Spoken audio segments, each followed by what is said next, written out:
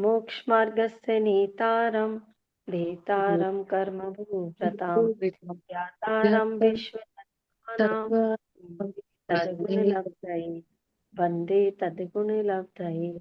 बोलिए चौबीसों तीर्थंकर भगवान की जय। जय बोलिए उमा स्वामी महाराज की जय। जय द्वादशाणी माता की जय। जय। जय जैन धर्म की जय।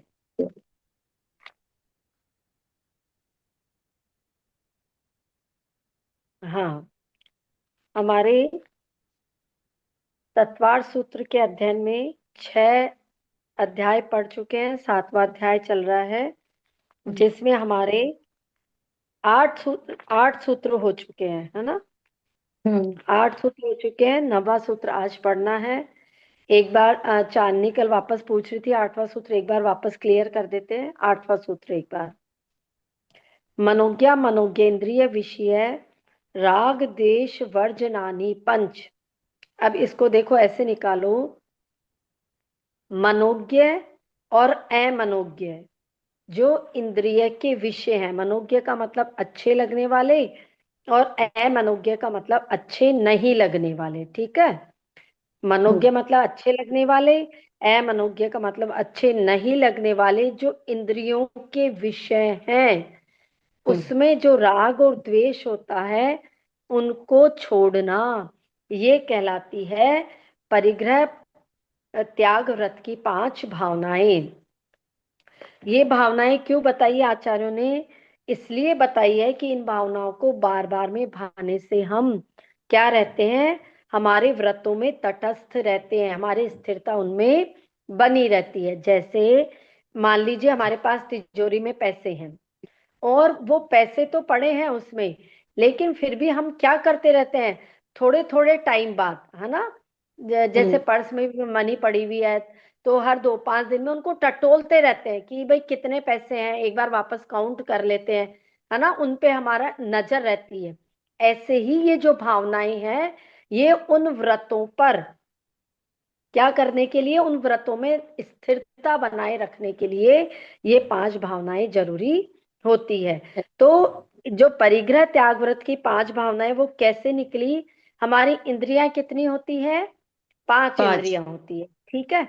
अब 5 इंद्रियों के 5 ही प्रकार के जैसे अच्छे लगने वाले विषय भी होते हैं और खराब लगने वाले विषय भी होते हैं। जैसे स्पर्श इंद्रिय, गर्मी में हमें एसी अच्छा लगता है, और क्या सर्दी बोलते हैं, हीटर गंदा लगता है। तो अच्छे बुरे दोनों प्रकार के विषय है ना। ऐसे हर इंद्रिय के हैं। जैसे कर्ण इंद्रिय भी है, हमारे को कोई हमारी तारीफ करे, प्रशंसा करे तो हमें अच्छा लगता है। वही कोई में। निंदा करे, कोई चुगली कर दे, कोई हमारे को गाली कर दे, कोई डांट दे, है ना, तो हमारे को वो बुरा लगता है। तो अच्छे लगने वाले और बुरे लगने वाले हर प्रकार के विषयों का हमें त्याग करना पड़ेगा, तब जाकर के हमारी ये परिग्रह त्याग व्रत की 5 भावनाएं पूरी होगी। होगी। आया चांदनी समझ में? हाँ। ठीक है, चलिए। अब सूत्र नंबर 9 सबसे पहले मैं पढ़ती हूँ, फिर सोनल जी आप पढ़िएगा। हिंसा दिश विहा मुत्रापाया वद्य दर्शनम। हिंसादिश विहामुत्रापाया वद्य दर्शनम। हाँ, अब इसमें देखो हर व्रत की 5 5 भावनाएं बता दी।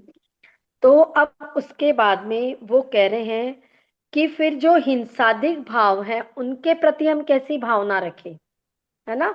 जैसे अहिंसा के प्रति तो हमने समझ लिया कि हमें अहिंसक बनना है, हमें झूठ नहीं बोलना है, हमें चोरी नहीं करनी है। लेकिन जो ये हिंसादी हैं, तो उसके प्रति कैसे भाव रखे, तो उसके उसके बारे में बताया है। हिंसा आदि जो भी आ गया, हिंसा आदि में सब आ गई, हिंसा झूठ चोरी कुशील परिग्रह, 5 चीजें आ गई। विहा, विहा से यहां से निकलेगा इहा। इहा का मतलब यहां, इहा मीन्स यहां। और मुत्रा, ये देखो यहां से निकला ना, अमूत्र शब्द निकल रहा है, इसका मतलब होता है परलोक। इहा अच्छा। मतलब यहां, और अमूत्र का मतलब निकलेगा परलोक। ठीक है, यहां पर भी और परलोक में भी। फिर अपाय, अपाय का मतलब होता है दुख। और वद्य, अवद्य निकलेगा यहाँ से, यानी निंदनीय। दर्शनम यानी देखा जाता है। यानी कैसी भावना भाएंगे अब हम हिंसा आदि के लिए, कि जो हिंसा आदि पांच पाप करता है तो उसको इस लोक में तो देखा ही जाता है, परलोक में भी वो व्यक्ति दुखी और निंदनीय दृष्टि से देखा जाता है, उसकी निंदा होती है। जैसे इस लोक में है, यदि वो हिंसा आदि करता है तो झूठ बोलता है, मान लो झूठ बोल रहा है, तो क्या वो सुखी देखा जा सकता है क्या? एक नहीं। झूठ को छुपाने के लिए 100 मतलब झूठ और बोलने पड़ते हैं, और वो खुद ही अपने बनाए हुए जालों में फंसता जाता है, मकड़ी के जाल में फंसता जाता है। उससे निकलना बहुत मुश्किल हो जाता है, और लास्ट में अंत में जाकर के उसकी क्या होती है, थू थू होती है। हम्म। ऐसे ही पांचों पापों में लगा लेना है ना। जैसे खूब सारा अपने घर में धन इकट्ठा कर लिया, खूब ऐशो मतलब आराम है, खूब सब कुछ है, लेकिन मान लीजिए हमारे घर में कोई नौकर है, कर्मचारी है, उसको हम यदि एक दिन उसकी तबीयत खराब हो गई, नहीं आया और हमने उसके पैसे काट लिए, ठीक है, हमने क्या किया, उस गरीब का पैसा काटा ना हमने, तो हम्म। उससे क्या, क्या अब ये बताओ, क्या ये परिग्रह त्याग व्रत में आएगा क्या? ये नहीं आएगा ना। उस गरीब का दिल दुखाना, तो उसने हम्म। हमारी निंदा करी कि नहीं करी, कि देखो कितना बड़े ये है, और एक दिन का ये पैसा मेरे को, मेरी तबीयत कर खराब दी। हो गई, नहीं है तो इन्होंने पैसे काट लिए। कर दी। तो इतनी निंदा की बात होती, अड़ोस पड़ोस में भी सब निंदा करते हैं। तो ये पांचों ही पापों में लगा लेना, कि अगर हम पांचों पापों में रहते हैं तो इस लोक में तो है ही, पर लोक में भी उसे निंदा और कौन से दृष्टि से देखा जाता है, दुख, मतलब वो दुखी रहता है, उसको दूसरी जगह भी दुख ही दुख मिलता है। ऐसा क्यों कहा कि उनको दुखी मिलता है या फिर वो निंदनीय होते हैं? इसलिए क्योंकि हिंसक जीव जो होते हैं या पाप करने वाले जो जीव होते हैं, वो निरंतर कैसे रहते हैं, व्याकुल रहते हैं, है ना, सदा बैर को बांधे हुए रखते हैं, उन्हें हमेशा क्लेश ही प्राप्त होता रहता है। इसलिए ऐसे निंदनीय कार्य करने से उनको परलोक क्या में मेरी भी इसकी आवाज अशुभ कहाँ गति है? ही प्राप्त होती है। क्या हम्म। हुआ? खुल नहीं रही है आवाज, यहाँ से तो खुल गई, वो उधर से खोल नहीं रही। दीपा दीदी, आपका माइक म्यूट करो।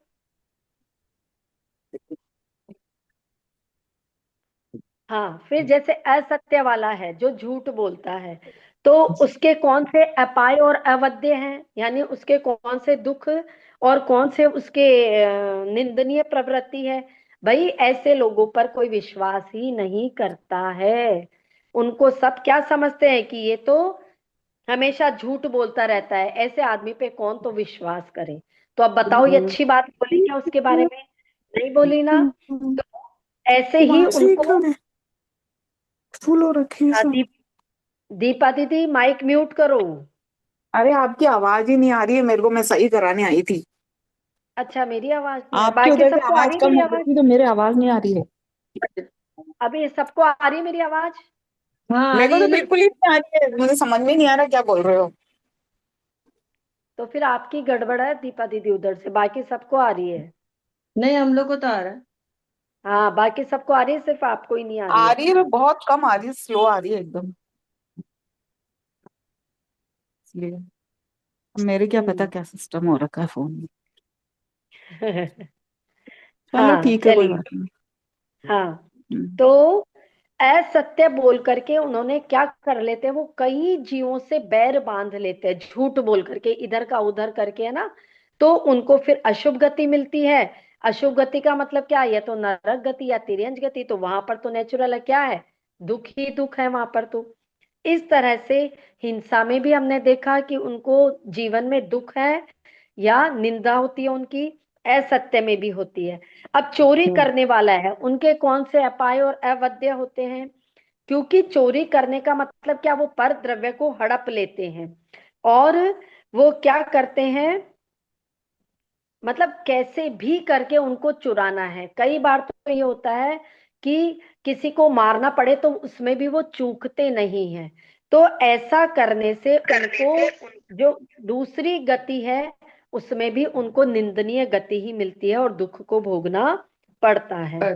फिर अब्रह्म यानी ये जो मैथुन सॉरी ब्रह्मचर्य व्रत का जो पालन नहीं करते हैं, तो वो क्या करते हैं कि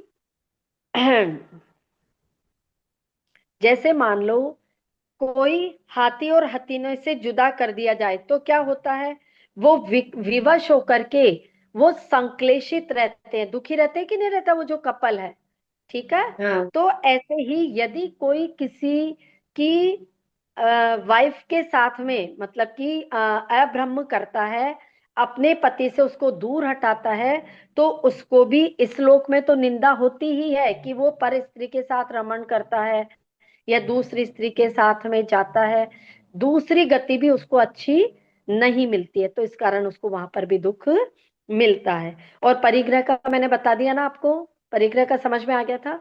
तो इस प्रकार हर पाप के कारण क्या होता है, जैसे देखो ईंधन के द्वारा वह्नि की तरह धन से,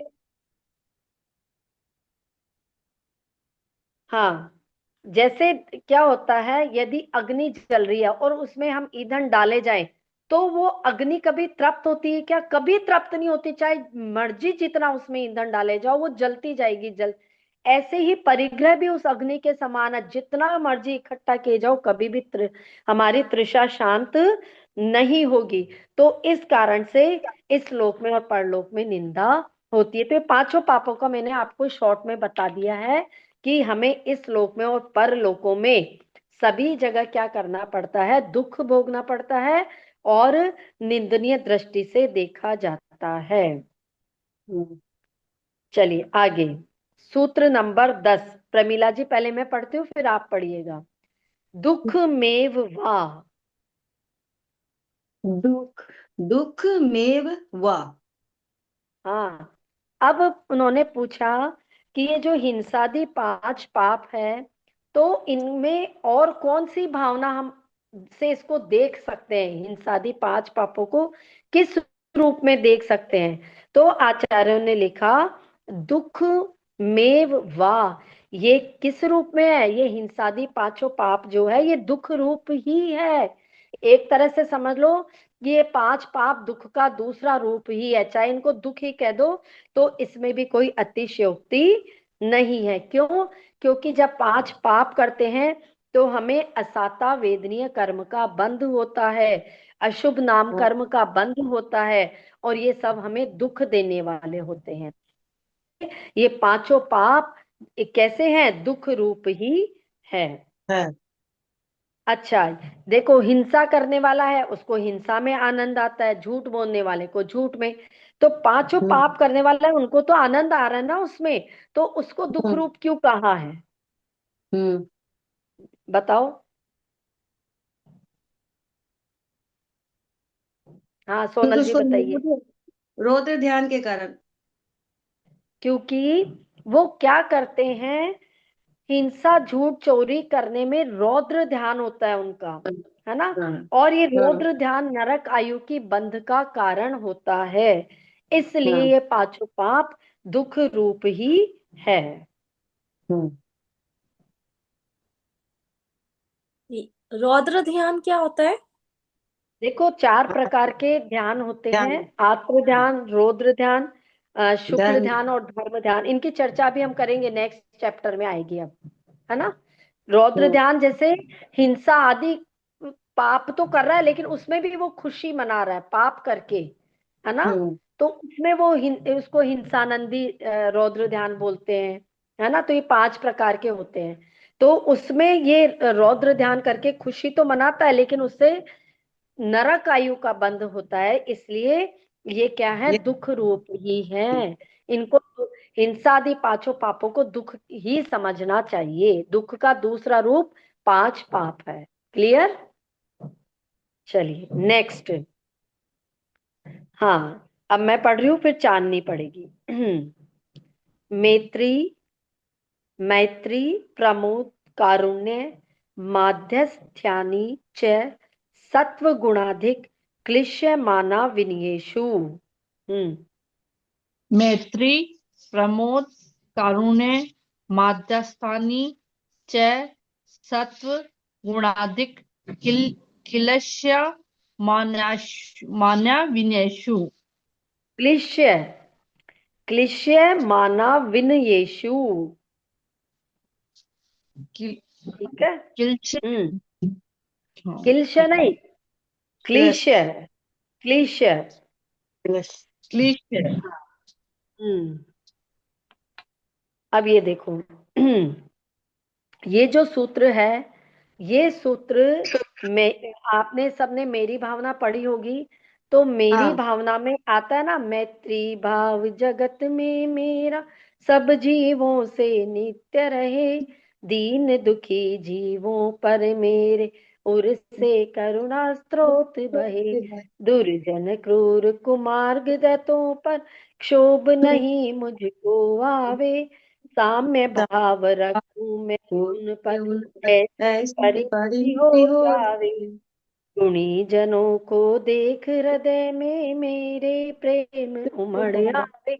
ये चारों की चारों जो लाइनें हैं, ये इसी सूत्र को रिप्रेजेंट कर रही है। अब देखो अच्छा। यहाँ पे क्या आया है। अब जब वो हिंसा आदि 5 पापों के बारे में ये पूछा था शिष्य ने कि उनको किस भावना से देखे, तो उन्होंने बता दिया कि वो तो दुख रूप ही है, या फिर इस लोक में परलोक में भी दुख देने वाली ही है। तो शिष्य ने पूछा, फिर ऐसी कौन सी भावनाएं हैं जिनको हम निरंतर भाएं, है ना, हम जिनको निरंतर ही भाते रहे, वो बता दो आप हमारे को। तो फिर ये सूत्र बताया था आचार्य श्री ने। अब देखो यहां से कैसे क्या निकल रहा है। मैत्री, देखो यहाँ पे मैत्री, प्रमोद, कारुण्य और माध्यस्थानी, ये 4 चीजें दी है। बीच में है च, च का मतलब होता है और, तो इन चारों को आगे 4 चीजें और दी है, सत्व गुणाधिक क्लिश्य माना विनियेषु। तो इन 4 चीजों को इन चारों चीजों से जोड़ना है। कैसे? मैत्री को तो जोड़ेंगे सत्व से, ठीक है, फिर प्रमोद को जोड़ेंगे गुणाधिक से, फिर कारुण्य को जोड़ेंगे क्लिश्यमान से, और फिर माध्यस्थ भाव को जोड़ेंगे हम विनय से, विनय से। अभी अर्थ बताते हैं आपको। ये समझ में आया कि कैसे सूत्र को कनेक्ट करना है? हाँ, च शब्द बीच में है, आगे 4 चीजें हैं। ये कोई पाठ है जिसमें भी आता है, प्रमिला जी आपको आता है वो पाठ? हाँ, कौन सा? ये वाला मैत्री प्रमोद, उसमें आता है ये एक भावी 4 जगत लाइनें में आती है, मेरे को याद नहीं है पर उसमें आती है ये। 12 भावना में ही है शायद। नहीं, 12 भावना में नहीं है ये। आता है, कौन सा पाठ बोलते हैं, उसमें आती है लाइनें। हाँ चलिए देखिए, पहले हम समझते हैं कि मैत्री, प्रमोद, कारुण्य और माध्यस्थ भावना के लक्षण क्या है। ठीक है, पहले ये समझते हैं। तो मैत्री का मतलब क्या होता है? मैत्री का मतलब होता है मित्रता रखना। मैत्री भाव मतलब अच्छा भाव रखना, या दूसरों को दुख ना देने की अभिलाषा रखना ही मैत्री भाव कहलाता है। ठीक है, ये तो इजी है, मैत्री शब्द तो सबको आता है। फिर है प्रमोद। प्रमोद का मतलब होता है मुख की प्रसन्नता, अंदर भी और बाहर भी, दोनों ही तरफ। मतलब जैसे कि होता है ना, एक प्रसन्न चित्त बनाए रखना, हमेशा अपने आप को, आह्लाद वाली स्थिति होना होता है ना। ऐसे कोई कोई व्यक्ति होते हैं जो खूब मतलब हमेशा खुश रहते हैं, वो अंदर भी बाहर भी, और उनको देख करके हमें भी बहुत पॉजिटिविटी आती है ना। प्रमोद भाव बोलते हैं उसको। प्रमोद मतलब जो मुख की प्रसन्नता है, मतलब हाव भाव है हमारे अंदर से भी और बाहर से भी, तो मतलब अनुराग व्यक्त करना, वो कहलाता है प्रमोद। ठीक है। फिर कारुण्य भाव। कारुण्य का मतलब तो आता ही है दया भाव रखना, करुणा भाव रखना। फिर माध्यस्थ भाव। माध्यस्थ भाव का मतलब होता है पक्षपात ना करना, है ना, या फिर राग और द्वेष पूर्वक पक्षपात ना करना, माध्यस्थ भाव रखना, है ना। जैसे कि राग के कारण किसी का तो पक्ष ले लिया और किसी का विपक्ष ले लिया, तो वो गलत हो जाता है ना। तो राग द्वेष के कारण पक्षपात ना करना, वो माध्यस्थ भाव कहलाता है। ये चारों चीजें समझ में आ गई। हाँ। अब आगे के 4 शब्द और समझते हैं। सत्व गुणाधिक, फिर क्लिश्यमान और अविनय। तो सबसे पहला सत्व समझते हैं। सत्व का अर्थ होता है जीव। सत्व का अर्थ क्या होता है? जीव। जीव मतलब जो जन्मते हैं, मरते हैं, वे सब प्राणी क्या है? जीव कहलाते हैं। तो अब इस जीव को हमने किससे जोड़ना है? मैत्री से। यानी सभी जीवों में हमें कैसा भाव बनाए रखना है? मैत्री का भाव बनाए रखना है। किसी भी जीव को दुख मतलब ना देख सके ना दुख पहुंचाए, ऐसा भाव रखना है। अब आ जाओ अपनी मेरी भावना पे। क्या बोला था आपने? मैत्री भाव जगत में मेरा, सब जीवों से नित्य रहे। आ गया आप समझ में? हाँ। सारे ही जीवों से मेरी क्या बनी रहे? मैत्री मैत्री। भाव बना हुआ रहे। पहला पॉइंट क्लियर हो गया? हाँ। हाँ। अब गुणाधिक, जो सम्यक ज्ञान आदि, है ना, गुणों में जो बड़े क्या बोलते हैं उसको? हाँ, जो मतलब कोई से भी गुणों, सम्यक ज्ञान है आदि जो भी गुण है ना, उनमें बड़े। जिनकी प्रवीणता है या जिनको ये गुण प्राप्त है, जो किसी भी प्रकार से ज्ञानी है, समझ गए? गुणाधिक मतलब जो गुणों में अधिक है हमारे से, जो अच्छे हैं, श्रेष्ठ है, ज्येष्ठ है, तो उनके अभी इस ये तो हो गया गुणाधिक का मीनिंग। अब उसको किससे जोड़ना? हमने प्रमोद से जोड़ना है। यानी ऐसे गुणाधिक जो लोग हैं, उनको देख करके अपने मन की हृदय कली कली खिल जाए, मतलब इतनी प्रसन्नता आ जाए हमारे भावों में। आया समझ में? है ना? जो हमारे से किसी भी प्रकार से, किसी भी, देखो हर एक व्यक्ति का अपना गुण होता है। हर व्यक्ति में कोई ना कोई गुण, कोई ना कोई क्वालिटी, कोई ना कोई टैलेंट जरूर होता है। तो उस दृष्टि से उसके साथ में उसको देख करके क्या हो जाना? अपने हृदय की कली कली खिल जाए, मुस्कुरा जाए, प्रमोद भाव आ जाए। ऐसा हमें भावना बनाए रखनी चाहिए। ऐसे भाव हमारे होने चाहिए। तीसरा क्लिश्यमान। तीसरा क्लिश्यमान है ना? दूसरा है। हाँ, क्लिश्यमान चलो का चलो। मतलब होता हाँ। है कि असाता वेदनीय कर्म के उदय से कुछ जीव हैं जो दुखी हैं, है ना? कोई जीव है जो असाता वेदनीय कर्म की वजह से दुखी है, उनको क्लिश्यमान कहते हैं। अब क्लिश्यमान को आप जोड़ दीजिए कारुण्य। दृश्यमान को देख करके हमारे मन में दया भाव आना चाहिए, करुणा भाव आना चाहिए।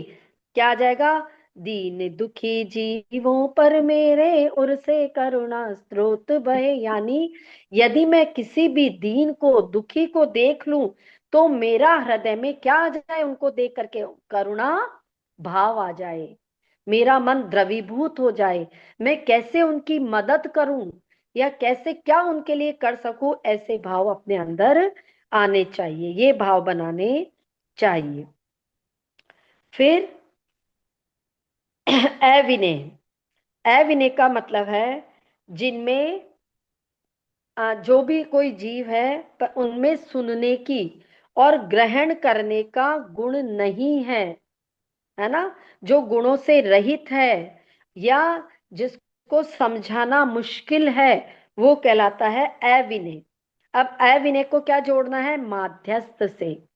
माध्यस्थ का मतलब होता है ऐसे लोगों को देख करके कि जिनमें जो अच्छा सोच भी नहीं रहे, समझ नहीं पा रहे कोई, तो उनको देख करके इरिटेट नहीं होना कि यार क्या ये बार बार, मैं इसको कुछ समझ में तो आता नहीं है, मेरे से नहीं हो पाएगा, मैं नहीं समझा सकती इसको। या उनमें पार्शियल वाले भाव नहीं लाना। अगर नहीं आया तो कैसे भी करके, मतलब उनमें माध्यस्थ भाव बनाए रखना कि नहीं, इसको नहीं समझ में आ रहा तो भी कोई बात नहीं। यानी ऐसे जीवों के प्रति भी क्या बनाए रखना? माध्यस्थ भाव बनाए रखना। ऐसे नहीं कि जो बहुत इंटेलिजेंट है उसके प्रति तो बहुत अच्छा समझना, या उसको बहुत अच्छा अच्छा कुछ बोलना, और जिसको नहीं आ रहा उसको मतलब बेचारे को अपमानित कर देना, उसके लिए निंदनीय शब्द यूज करना। ऐसा नहीं करना। तो ये भावनाएं हमारे को निरंतर भानी चाहिए। ऐसी भावनाओं का चिंतन करते रहना चाहिए। आया समझ में मैंने कैसे रिलेट किया एक को दूसरे से? कोई प्रॉब्लम है तो बताओ, वापस पूछ सकते हो अगर नहीं आ रहा है तो। आया समझ में चांदनी? आया ना?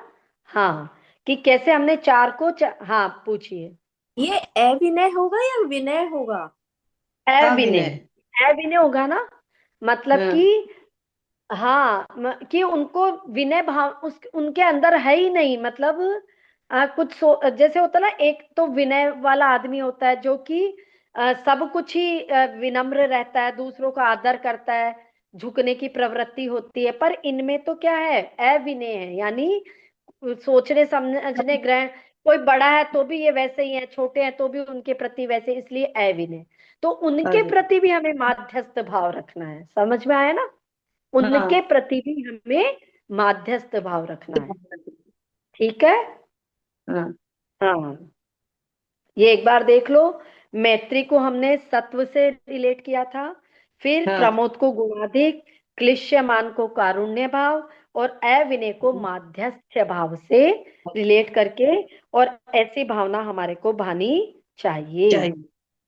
हम्म। तो ऐसी भावना भाने से क्या होता है? ऐसी भावना भाने से हम अहिंसा, सत्य, अचौर्य, ब्रह्मचर्य और अपरिग्रह, इन पांचों व्रतों का पालन कर पाते हैं। इसलिए बोला है कि ये भावना हमें भानी चाहिए। अच्छा, मैत्री भाव जो बताया है, कि मैत्री भाव से कौन सा मतलब वो प्रकट होता है गुण? मैत्री भाव से क्या होता है? मैत्री भाव से कौन सा गुण मैत्री गुण मैत्री क्या भाव से बताते विशालता आती है कि नहीं आती है हमारे अंदर? हैं? हमने कह दिया कि प्राणी मात्र के प्रति मैत्री भाव है, यानी हाँ, हमारे अंदर कितनी विशालता आती है। वसुधैव हम्म, कुटुंबकम की भावना हमारे अंदर आती है कि ये जितना भी संसार है, ये सारा हमारा ही है। तभी तो हमें मैत्री आ रही है उनके प्रति, सबके हम्म, प्रति।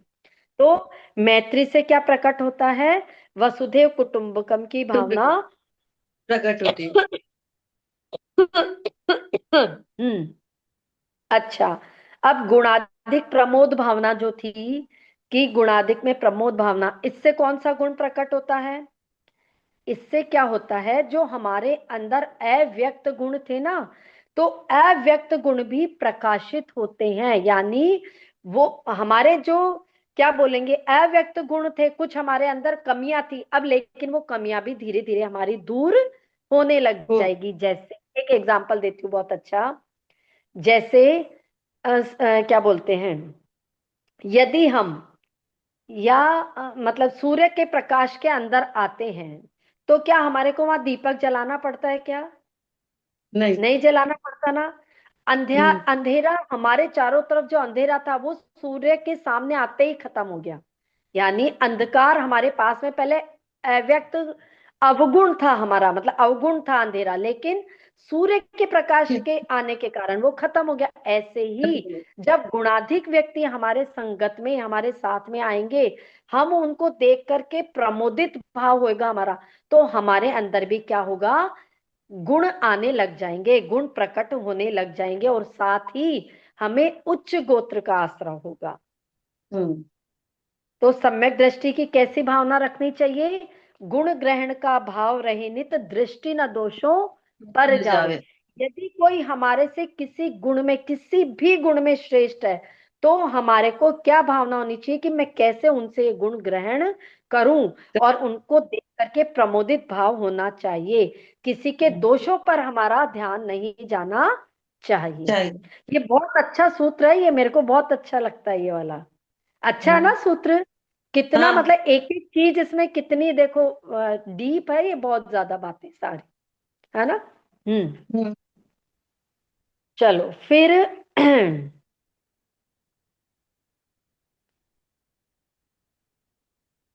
अच्छा, अब हमने बोला कि जो उनके प्रति हमारे को करुणा भाव आना चाहिए। तो ये जो करुणा दान है, ये कौन सा दान है?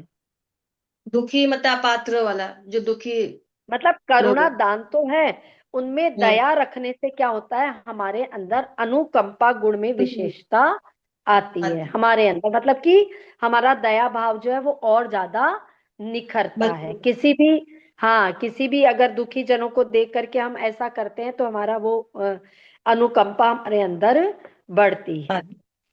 अच्छा, फिर एक क्वेश्चन इसमें लिखा हुआ है, देखो कि आचार्य श्री विपरीत प्रवृत्ति वालों के लिए माध्यस्थ रहने की बात कही है, परंतु ऐसा करने से तो दुष्प्रवृत्ति बढ़ेगी, क्या ऐसा करना उचित है, बताइए।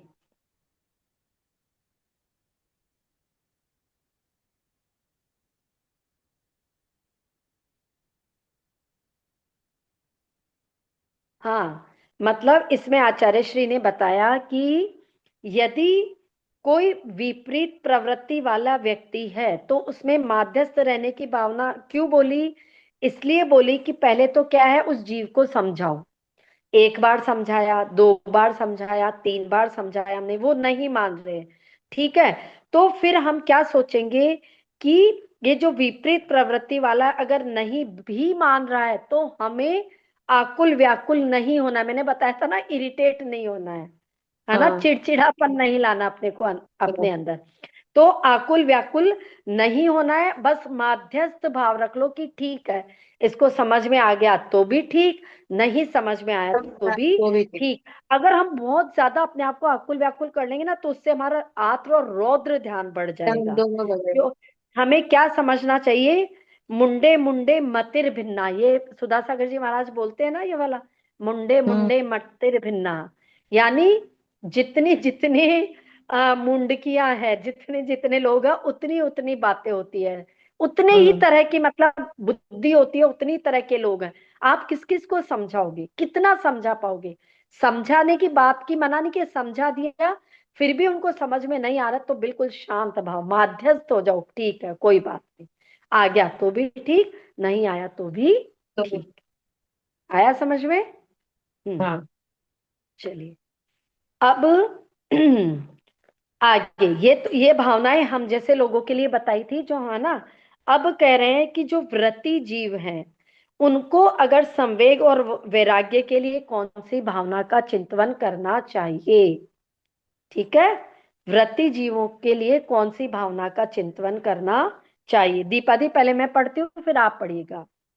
जगत काय स्वभाव व संवेग वैराग्यार्थम।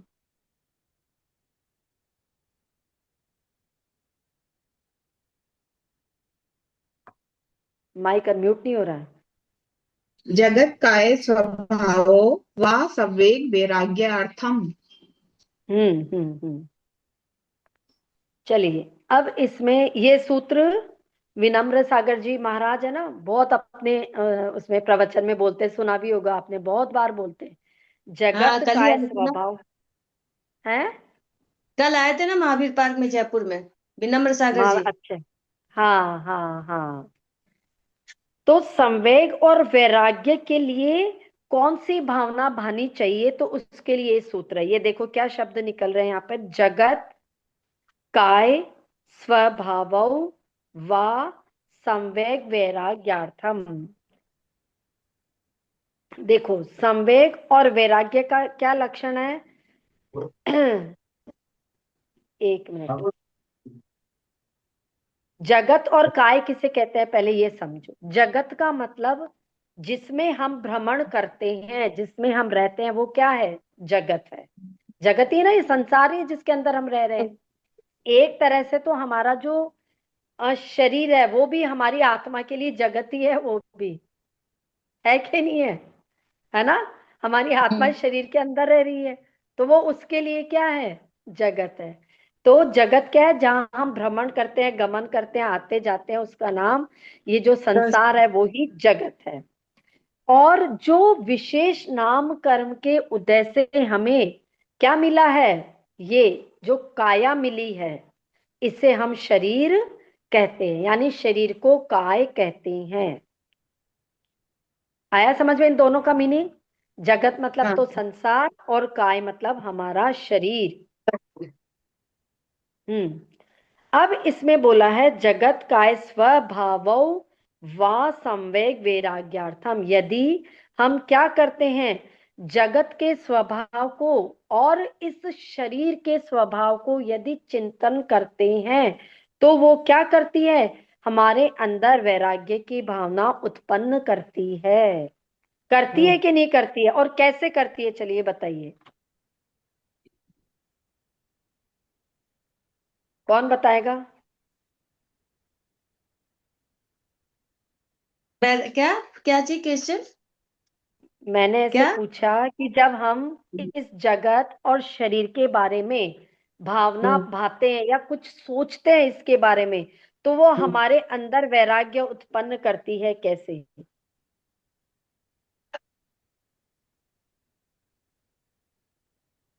पर वो अपने पर अपना पूरा विषय पंचेंद्रीय विषय जो उसमें लग जाता है, तब लगता है कि अब नहीं, शरीर में हमें देखो क्या होता है, सुनो। हमें हाँ, संसार में कुछ भी स्थिर नहीं है, जो हम करेंगे बिल्कुल बिल्कुल तो फल मिलेगा। बिल्कुल तो बिल्कुल बिल्कुल, बेहतर है यहाँ बाहरी संसार में मन लगाने से अपने आत्मा में हम लगाएं और अपना कल्याण करें। तो यही सोच हाँ, वैराग्य की भावना लाती है। मतलब देखो, जब हम संसार के बारे में अगर 1 मिनट के लिए बिल्कुल अपने मन को शांत करके और अगर सोचो ना सच में कि संसार है क्या, तो वास्तव में हमारे को इस संसार से विरक्ति होने लग जाती है। यहाँ कोई देख लो ना, मतलब सोचो तो संसार में ना कोई अपना है, सच में अपने रिश्ते नाते भी तब तक है